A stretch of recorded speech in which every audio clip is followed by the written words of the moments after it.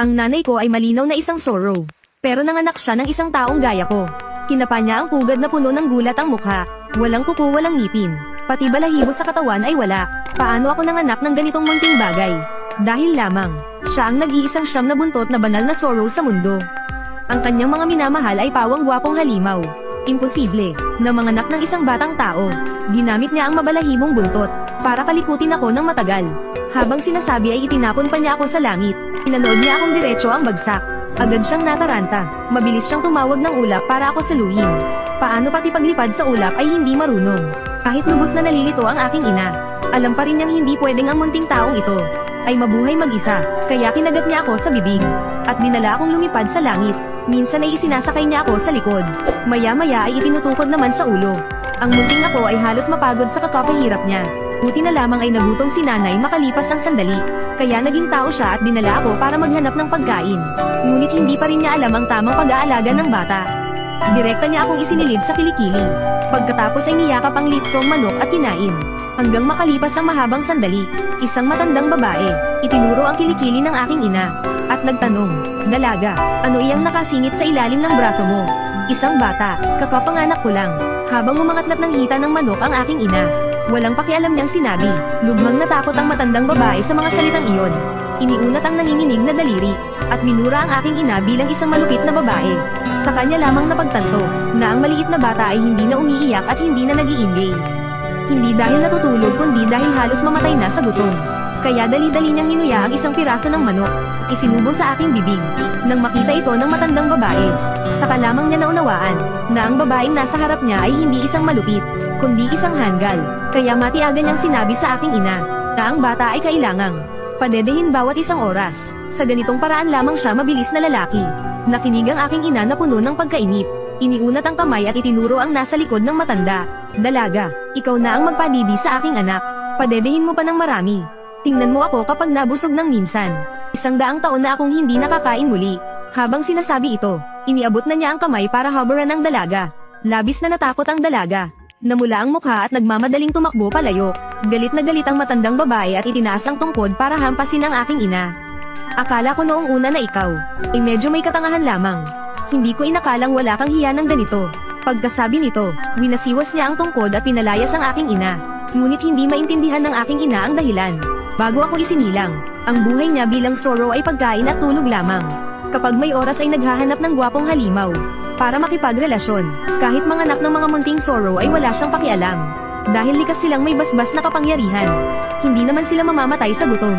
Ngunit mula nang ako ay dumating, nadagdagan ng isa ang abala ng aking ina. Ang abalang humingi ng gatas. Sa kanyang paningin, pantay-pantay ang lahat ng nilalang. Walang mataas o mababa, walang marangal o hamak.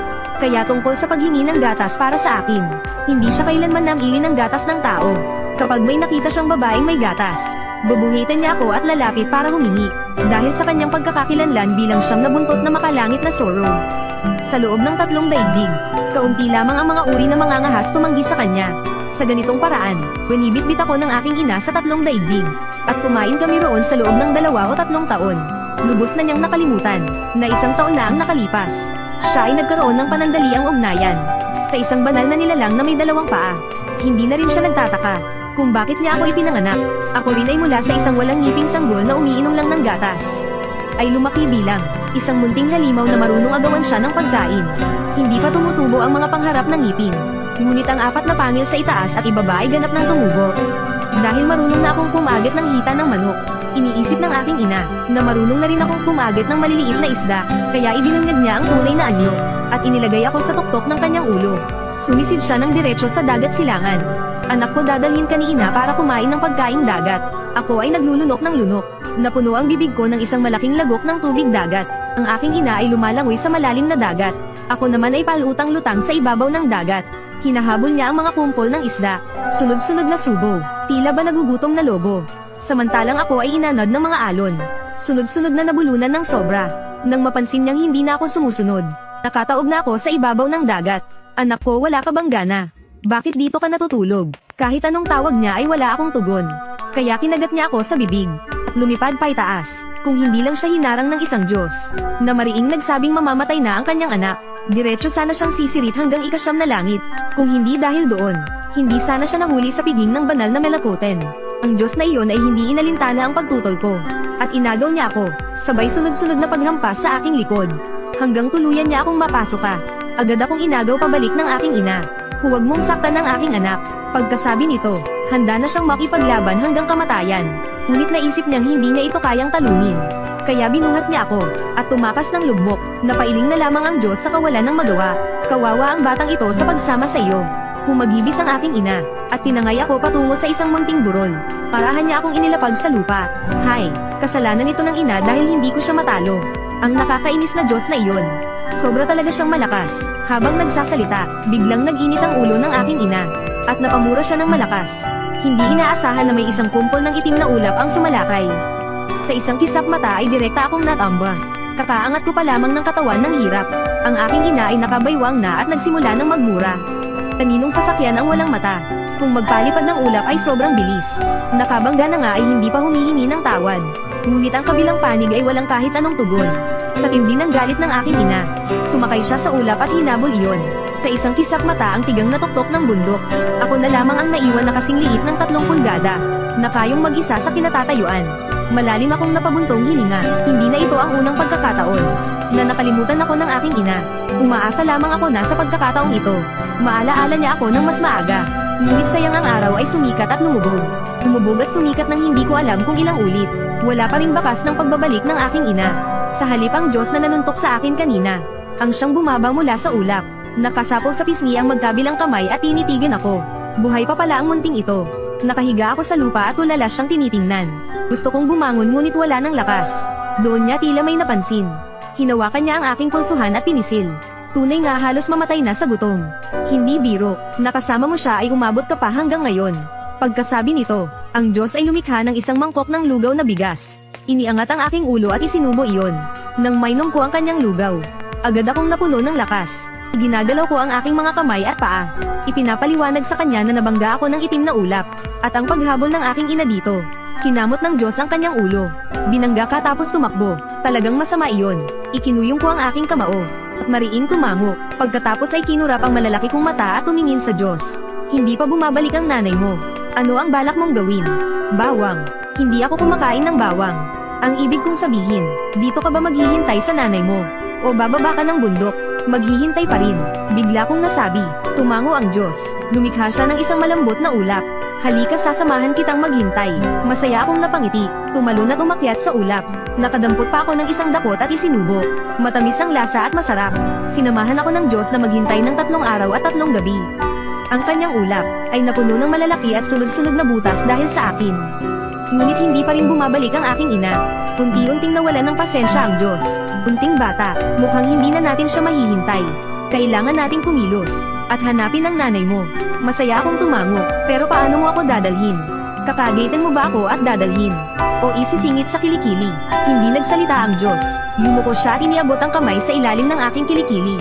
Marahan niya akong binuhat. Ramdam kong sa ganitong buhat, mas komportable ito kaysa kapag ako ay binibitbit ng aking ina. Hindi ko na malayang napadapa ako sa kanyang balikat. Masayang iniangat ang magkabilang paa.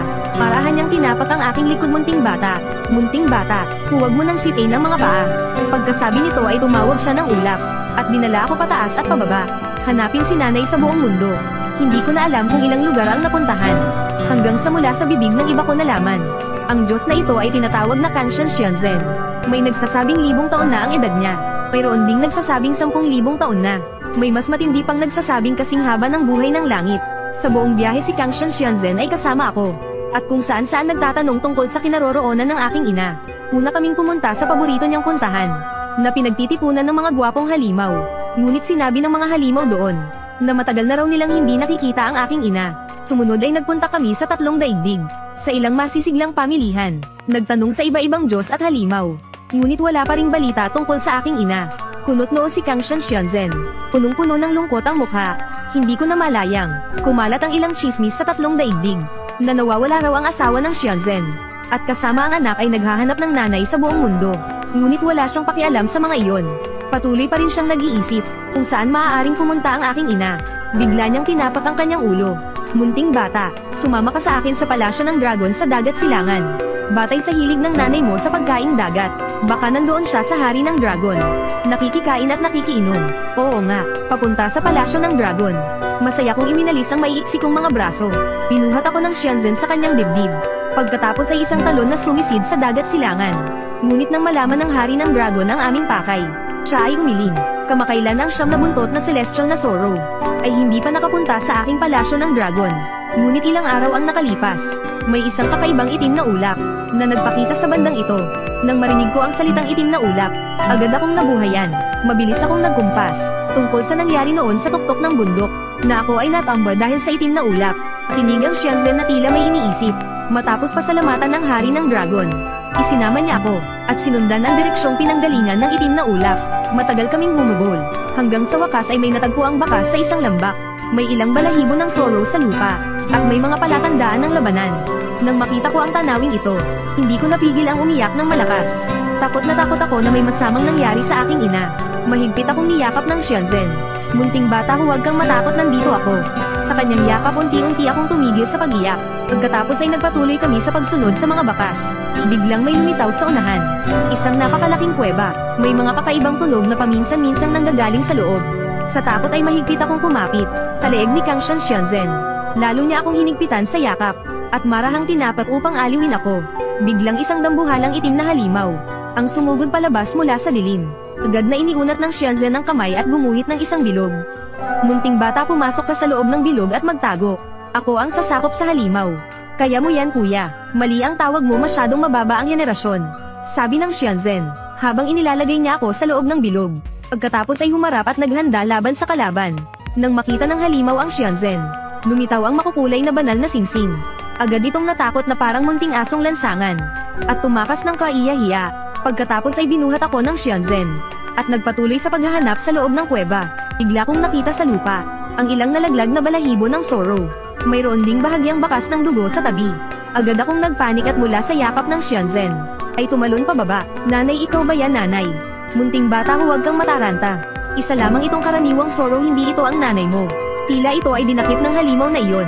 Saka lamang ako nakahinga ng maluwag. Pagkatapos ay muling isinama ako ng Shenzhen at naghanap pa ng ilang ikot sa loob ng kuweba. Ngunit wala pa ring bakas ng aking ina. Isang taon mahigit ang lumipas.